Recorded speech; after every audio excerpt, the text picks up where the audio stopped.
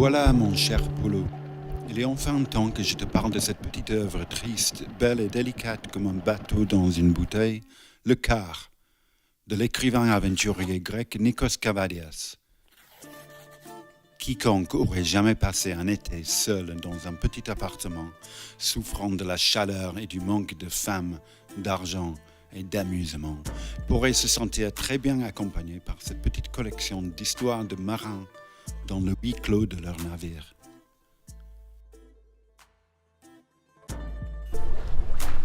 La trame est simple. Une poignée de matelots sont à bord d'un vieux cargo qui peine à faire la traversée jusqu'à la Chine.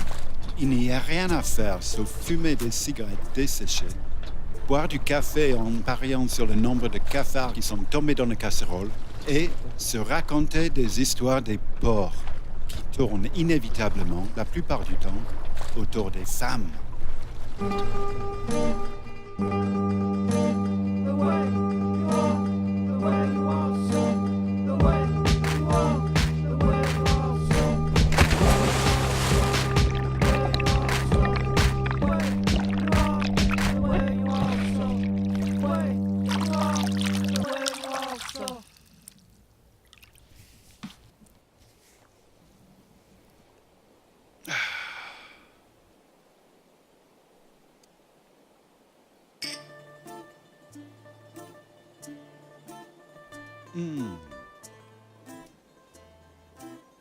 L'écriture, la plupart du temps, fait juste le récit de leurs conversations qui ont lieu sur le pont pendant les quarts, ou parfois dans la chambre du capitaine ou dans celle de l'opérateur radio. Ça, c'est un travail que l'auteur lui-même a exercé et qui consiste à essayer de capter quelques étincelles de lucidité dans le brouillard qui passe sur les ondes. Jack Spicer, le poète américain, considérait que le travail du poète est simplement de brancher ses antennes et retranscrire ce qui est capté par ses récepteurs. Mais ici, le récepteur est plein de parasites et crépite, et la cabine radio est une étuve. Quoi qu'on touche, on se brûle. Reste des conversations donc, seul moyen de garder le cap. Parfois, on n'est pas sûr de qui parle à qui, mais ce n'est pas important, justement, le brouillard. Les hommes se relaient sur le pont, à deux, à trois quand l'un d'eux peine à partir ou lorsqu'il amène le café. En groupe, ils sont taciturnes. Jamais ils ne raconteraient ces histoires-là devant du monde. Mais à deux, il se passe quelque chose, un accord tacite qui permet de dire tout. Même si ce n'est pas vrai. Tu vois l'idée? Le vieux vaisseau trace son sillon dans une mer monotone. Les hommes s'évadent en se racontant Hong Kong, Alexandrie, Melbourne, Marseille. Ils peuvent décoller dans un sens comme dans un autre et on ne sait jamais trop où on va atterrir. On s'attend juste avec plus ou moins de certitude que l'histoire ne se révélera pas glorieuse. Sinon, pourquoi diable serait-il encore là? Et s'il existe dans le récit un petit alizé qui revient de temps en temps pour nous permettre de ne pas trop perdre notre position, c'est les pitoyables allers-retours chez les uns et chez les autres de Diamandis, le pilotant, le mousse, si tu préfères. Celui qui a 17 ans et qui a fait l'erreur de s'éclipser quand le bateau a mouillé à Alger. Elles commencent souvent avec les meilleures intentions, ces histoires-là.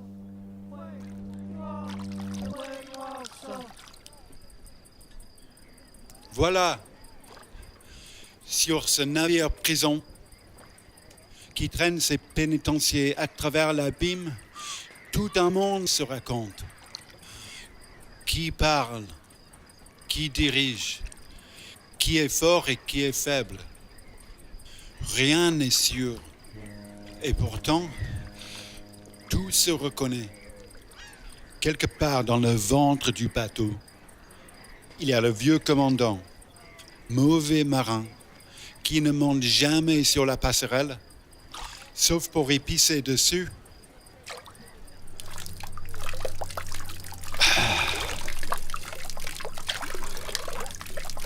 et qui se contente de donner des ordres tout en restant invisible, comme un dieu indifférent, ou au moins impuissant.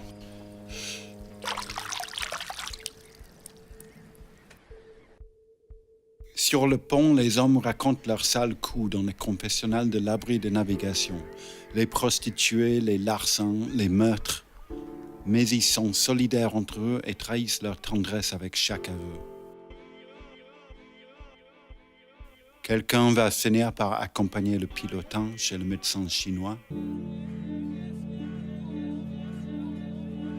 Le capitaine et le radio se pardonnent mutuellement d'une vieille bagarre au couteau. Un homme tombe amoureux d'une prostituée qu'il n'a jamais vue, juste parce qu'il a senti son odeur dans le lit de l'hôtel où il dort pendant qu'elle travaille. C'était une vieille loi de l'hôtel que les clients de la nuit ne devaient pas connaître celui du jour. Mais les mondes se croisent dans l'escalier. Les atomes se mêlent. Et dans la liste de gardiens de nuit, garçons de café, putains, cocottes, artistes de cabaret, comme parmi les marins, on n'a pas besoin d'avoir connu précisément ces misères-là pour pouvoir reconnaître des personnes qu'on connaît, ou soi-même. Précisément parce que leur monde n'est pas celui des commandants anonymes ou des armateurs sans scrupules. Leur monde est beaucoup plus proche du nôtre.